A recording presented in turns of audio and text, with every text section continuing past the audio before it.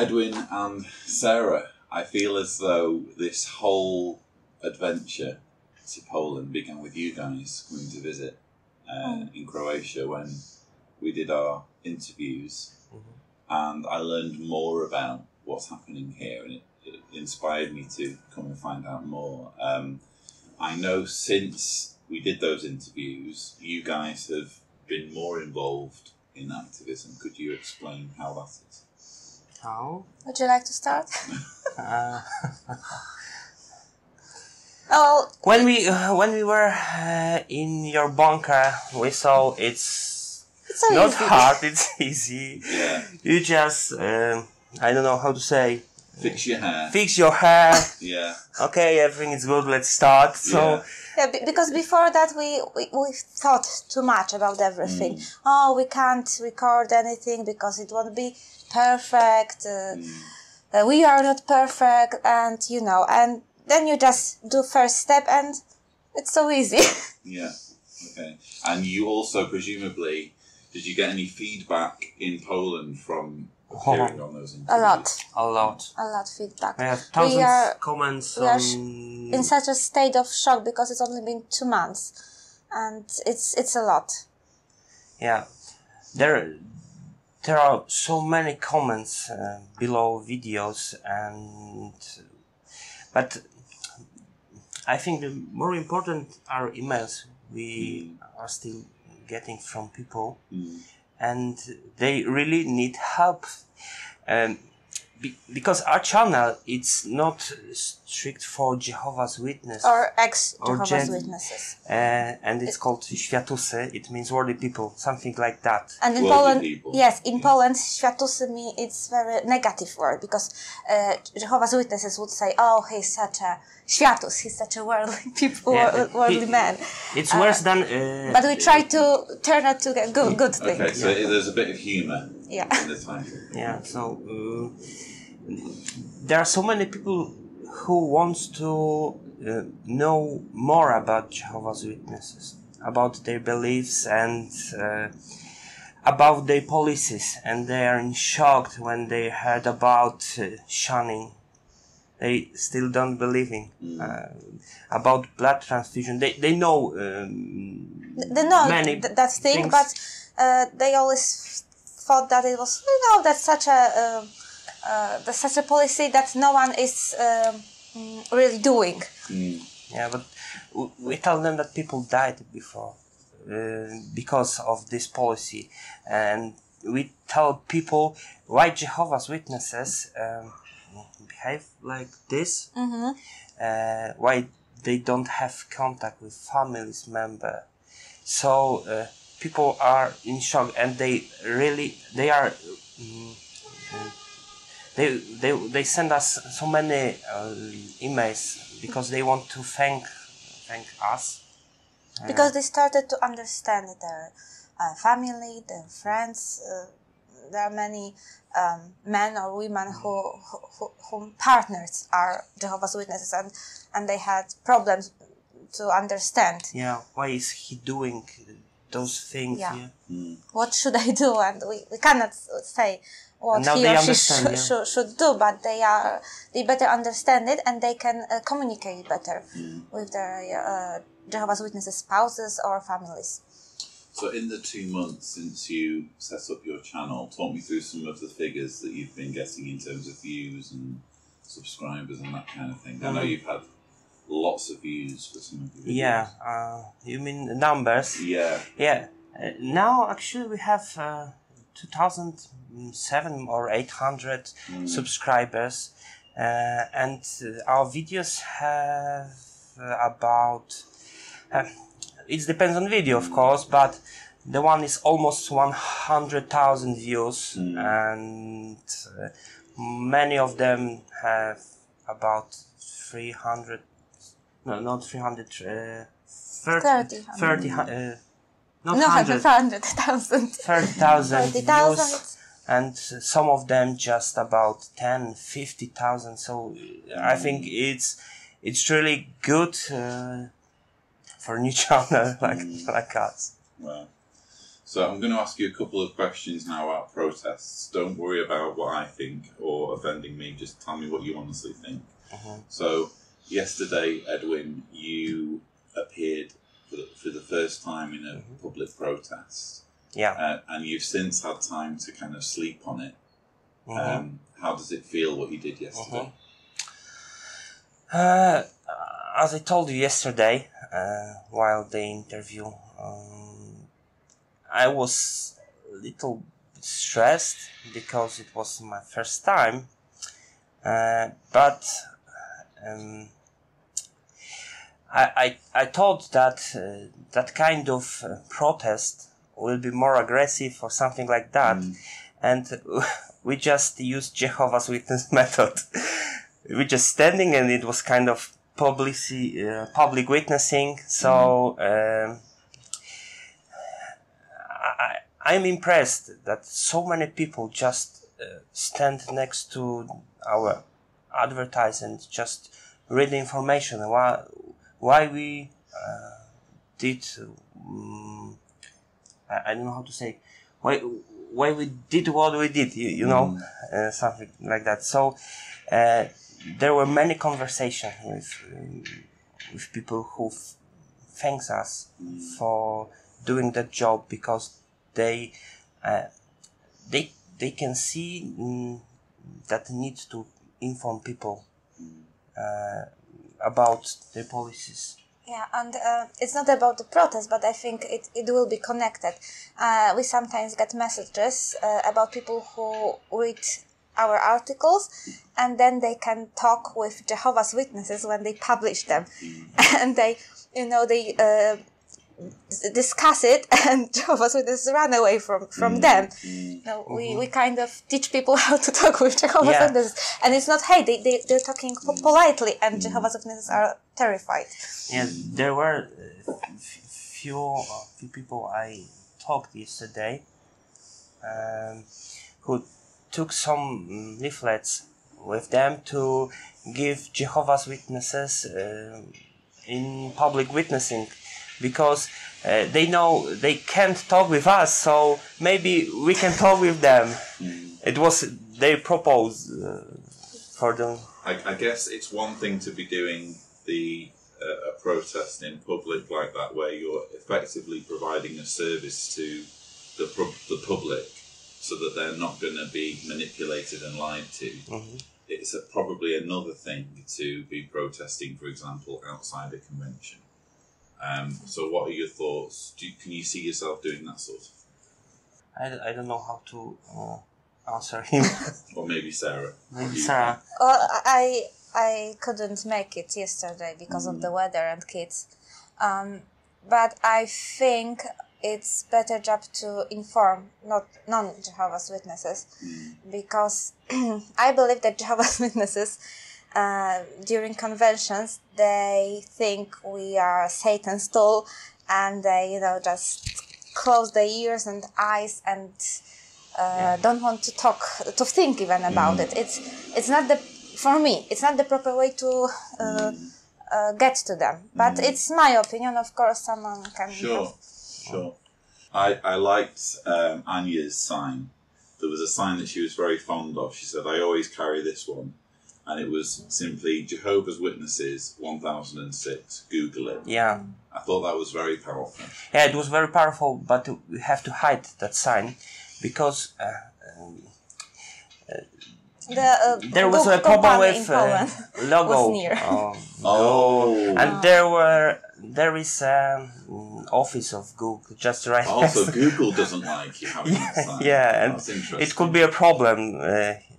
I don't know, maybe in another place also could be a problem, but someone inform us and warn us. It will be better to hide, just in case. Is it Google that warned you, or someone on behalf of Google? No, someone who knows Google workers. Oh, wow, okay, that's interesting. They checking things like this. So if you if you don't have permission, so using the logo. Yeah. So when I interviewed you both, you were a little bit unsure as to the reason why nearly 11,000 witnesses have left in 10 years. Have you had any more chance to think about that, and do you have any more ideas? You have ideas? No. Yeah.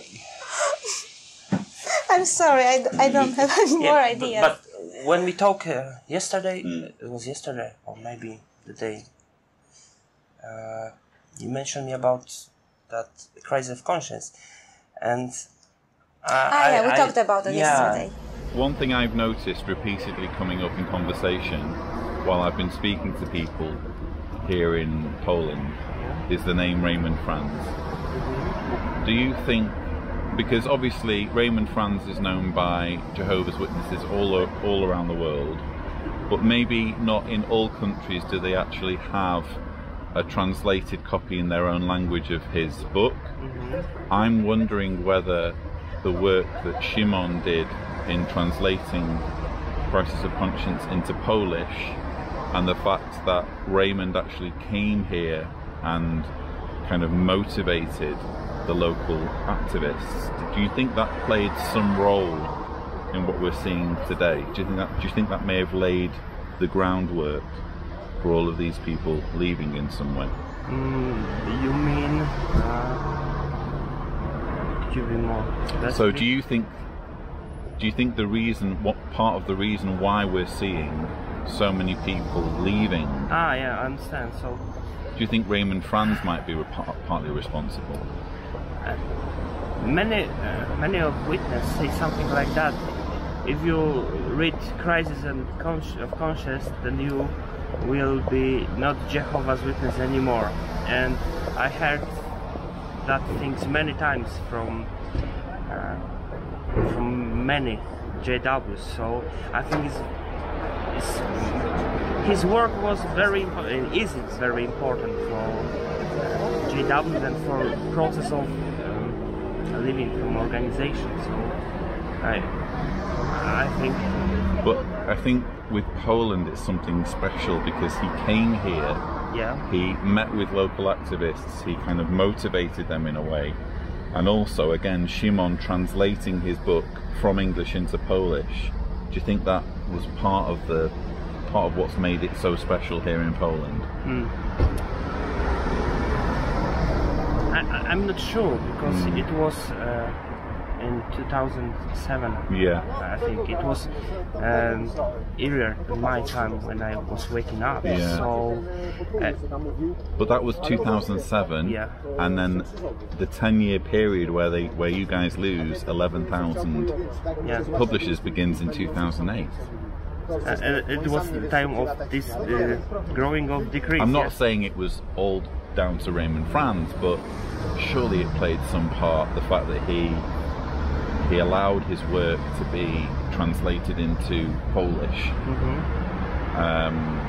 And he came here as well and motivated people. It just seems to me more than a coincidence. Yeah, I don't think it's coincidence. So we have to say that, and we can be sure it has an impact to living. And I was thinking a lot about that. So as I told you, I think it wasn't coincidence. So I think translation are very important. Translation is very important thing. Access to materials. Yeah.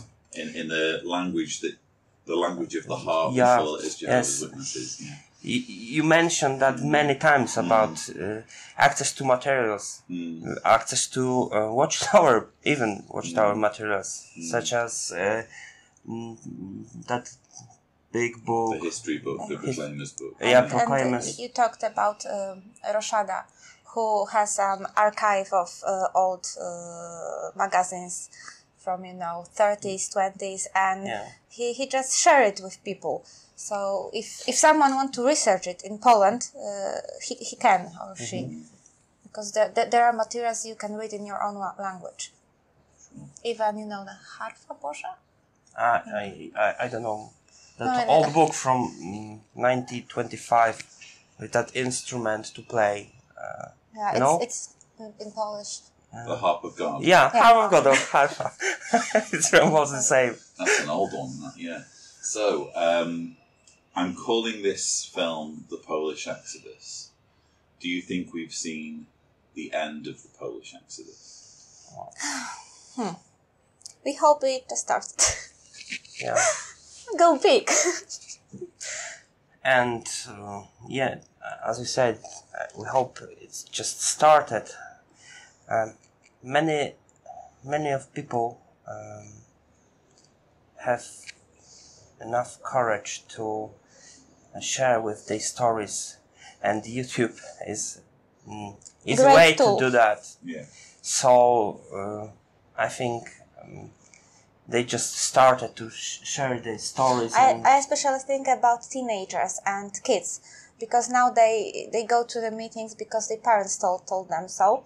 But one day, I hope before they get baptized, they start to research, and maybe they won't get baptized, and they can make decision on their own. So we're thinking for the future. And we're thinking for the future because they want to baptize younger. Yeah, there was a 7-year-old boy. I don't know, boy or girl on the convention. So it was. My Maya is 8 and she has very stupid ideas sometimes. she's definitely not ready for She's baptism. going to be a YouTuber one day, apparently. Yeah. She's going to play the piano. No, she wants to draw things like draw live, things. you know. Oh, okay. Fair enough. Edwin, if you have a message in Polish to camera for Polish Jehovah's Witnesses who might be watching this, what would your message be? Okay. Może się powtórzę trochę, ale generalnie zachęcam Was do tego, żeby zrobić pierwszy krok. Wielu z nas po prostu zaczynało od tego, że odważyło się sięgnąć po takie materiały, które nie są dozwolone przez ciało kierownicze i zaczęło studiować. I generalnie my jako byli świadkowie Jehowy nie mamy nic do Was jako do świadków Jehowy. Nam nie podobają się pewne polityki, które powodują, że ludzie tracą życie, albo to, że ludzie, że są rozrywane rodziny. I zależy nam na tym po prostu, żebyście wiedzieli o tym, że to jest problem i że to trzeba zmienić. Dlatego zachęcam Was bardzo serdecznie do tego, żebyście po prostu odważyli się zacząć poznawać więcej rzeczy niż to, co mówi ciało kierownicze. No dobra, to pewnie powtórzę to, co mówił Edwin, ale nie bójcie się testować swojej wiary i sprawdzać tego, o czym wam mówi ciało kierownicze. Bo wiem, że wy chcecie dobrze, chcecie ufać, chcecie w to wierzyć, ale naprawdę jest tak, może się okazać, że jesteście oszukiwani, więc jeśli naprawdę w to wierzycie, nie bójcie się tego sprawdzić. Okay, that's it. Short and quick. Dear governing body, there is still hope for you. You can still change your policies and stop killing people, stop destroying families, and we as apostates, as you called us, we really like Jehovah's Witnesses all over the world, and we just want happy for them, and we just want happy for their families, and I really know that you can do that. I know you're afraid because you have blood on your hands, and you cannot do that like other things, just changing lights. But you can still do that. And someday, I hope I can talk with my sister and sit in the same table, just a brother and sister. So it's only your goodwill. You can do that.